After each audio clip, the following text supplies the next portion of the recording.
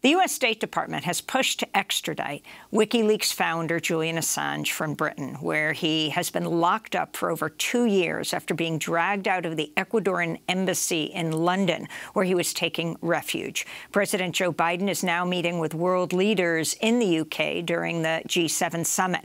A UK judge blocked Assange's extradition in January, citing serious mental health concerns. Assange was indicted for violations of the U.S. Espionage Act related to the publication of classified documents exposing U.S. war crimes. He faces up to 175 years in prison if brought to the U.S.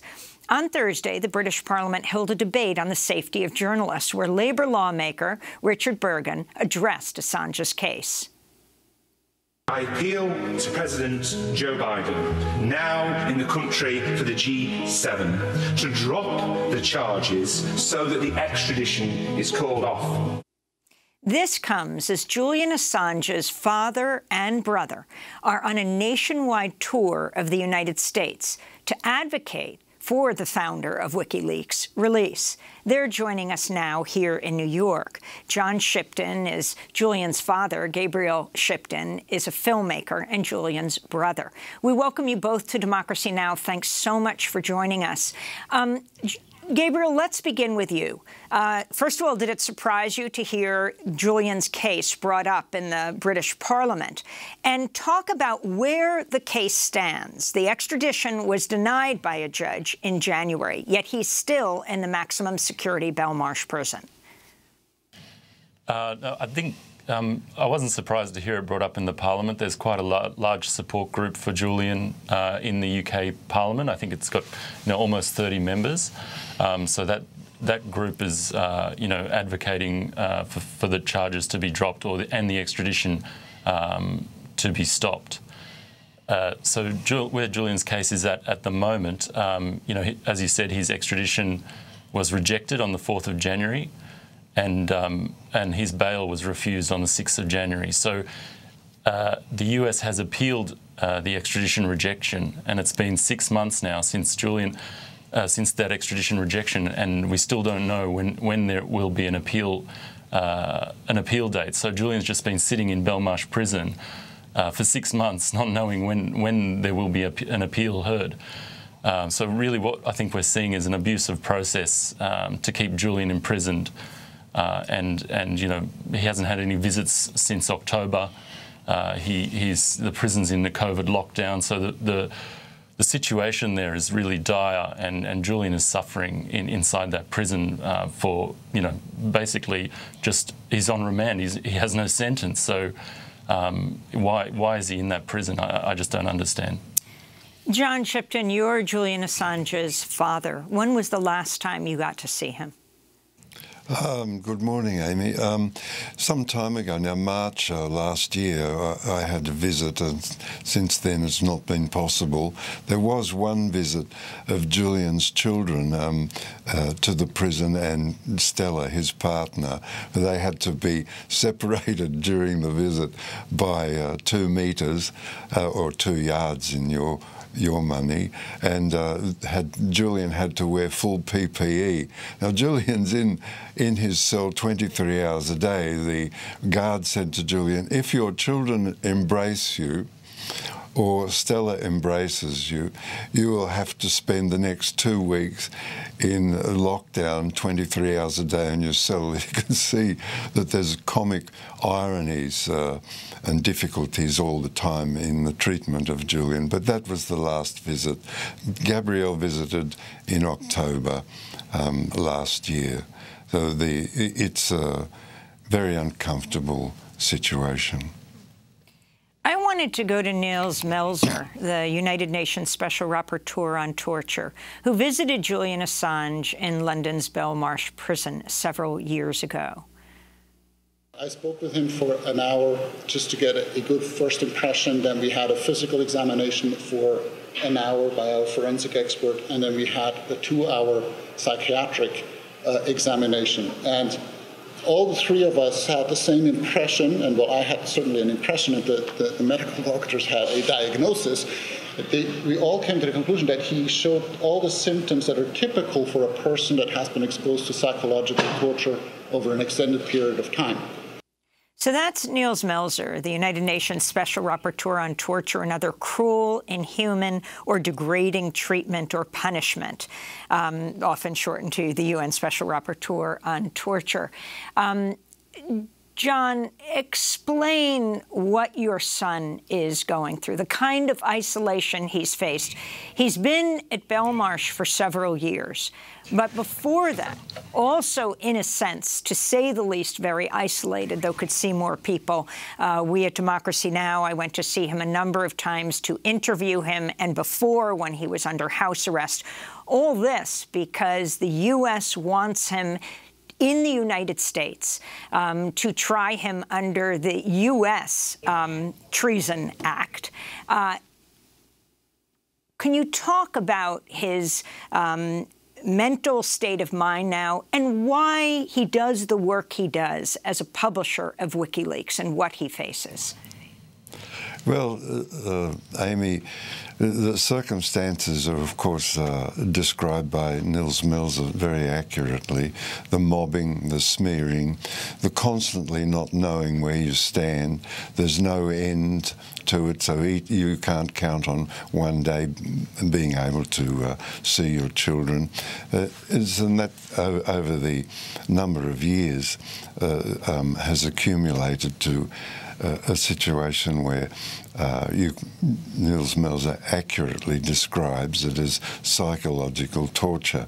This circumstance is, well, it's easily fixed. The G7 meeting is based upon values, and yet they have just a few kilometres down the road a foremost journalist in jail. And so they can be genuine about basing the new world order on values and release Julian. That'll be something sincere. As to Julian, what motivates him, always Julian rejects and has a sort of a natural leaning towards injustice. So wherever there's an injustice, also to right injustices requires speaking truthfully. The third thing is that freedom only comes about through knowledge. So once you accumulate knowledge and talk to your friends, and you are able then to make proper decisions and understand the circumstances that you're in or your community is in. So those three elements seem to be, to me, the prime motivating forces in the manifestation of Julian in the world. Julian applied for bail. I mean, the judge ruled he was a suicide risk. She would not extradite him to the United States, Gabriel. And yet he has been denied bail. Can you talk about the significance of this? Why is he being held in London right now? And are you concerned that Joe Biden, now President of the United States, said when he was vice president, he likened Julian to a high-tech terrorist? That was the strongest criticism of the Obama administration. Have you had any dealings with the Biden administration at this point? I think why Julian is still in prison. He's been punished like this as an example to everyone else who might think about speaking truth to power. That this is what will happen to you. This is the extent that you will be pursued. So if you think about publishing truth or truthful information, this is Julian is the example of what will happen. So it's just this chilling effect is already in place by what we're seeing, what we've seen happen to Julian over the last 12 years of his detainment. We were here in January this year trying to see the Biden administration. We did have some contact through an intermediary with the human rights people in the administration who we got a letter into them, and they said, let's meet after the 20th of January. But obviously, a lot's happened since then, and the Biden administration is has a lot to deal with at the moment. But really, I think this has to come from the DOJ. Merrick Garland. This is a Trump era prosecution, and under an independent DOJ under Obama found that this prosecution they couldn't prosecute Julian because of what they called the New York Times problem, and so they didn't pursue the case. And What's at the end of Obama's term, problem? Obama-Biden's term, Obama commuted Chelsea Manning's sentence. Chelsea Manning is the leaker that Julian is charged, that the Espionage Act charges are relating to Julian. So that was a clear signal from the Biden-Obama presidency that that this prosecution wasn't going to go forward. And it was only under Trump, and it was the Trump DOJ, Jeff Sessions, and then William Barr who, opened up this prosecution. And so, we're just asking Biden and Merrick Garland to just revert to the independent DOJ under Obama's position that this prosecution was, detrimental to a free press. And First Amendment and the Constitution, which is, I think we find it quite ironic that two Australians are travelling the country, travelling the US, talking about a free press and the First Amendment. John, if you can talk about what Julian released, the kind of information, that ultimately millions of documents on the Afghan war, on the Iraq war, the State Department cables. And if you could start by talking about a video we have shown a number of times because WikiLeaks made this available. It was a video that Reuters had requested for years. It's about what happened to their two employees, Namir Nur Eldin, their 22-year-old up-and-coming videographer, and his driver, Saeed Shama, father of four, 40 years old, who were in this area of Baghdad called New Baghdad, and they were being taken around by the community to show what had happened in their community the day before a bombing.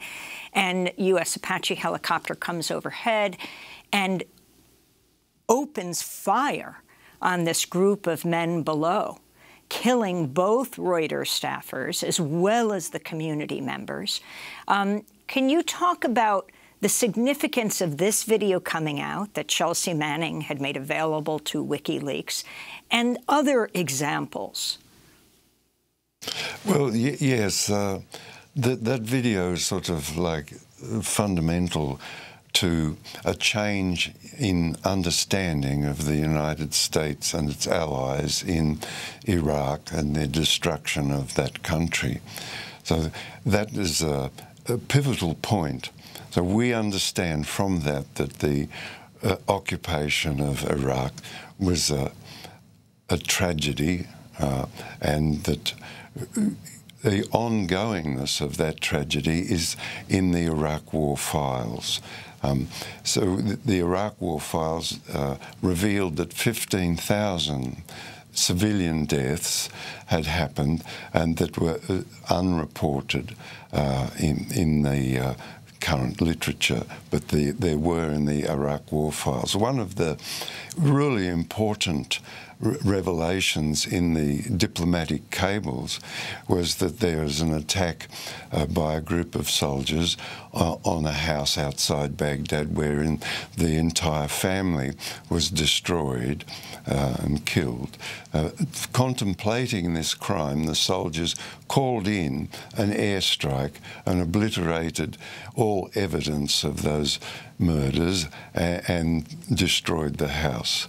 When this cable was seen after the release by WikiLeaks, when it was seen by the Iraqi parliament gathered together the courage to refuse the status of forces agreement that the United States and its allies had put before them. As a consequence of that refusal, the United States and its allies withdrew their troops from Iraq. So in these circumstances, we can see a profound thing about the leaks and the publication of those leaks, that it brought about peace and it ended a war. There are several more examples of that. So there's an American lawyer, Clive Stafford Smith, set up an organisation named Reprieve, and using the Guantanamo Bay files, Clive was able to go to Guantanamo Bay and secure the release of prisoners who were there under circumstances that they were innocent of any crime and had been sold to the United States Army and moved to Guantanamo Bay. 22 of those prisoners were children at the time. So that's another circumstance. A third one, if I could illustrate, in this time, it concerns the United Kingdom's removal of the entire population of the Chagos Islands in order to provide the United States with an air base called Diego Garcia. Using the revelations in the cables, the people of the Chagos Islands and their lawyers were able to take a case to the International Court of Justice and win. Despite the United Kingdom's appeal, they continued to prevail. So there's three examples of what a leak can bring about, and that the importance of these revelations, and finally that those documents are in a searchable library so that ongoing they can be used to further people's desire for justice and to deepen the understanding of the people of the United States of the involvement of their Pentagon and their foreign policy, their involvement and the exercise of that foreign policy and the disaster that it's brought to parts of the world.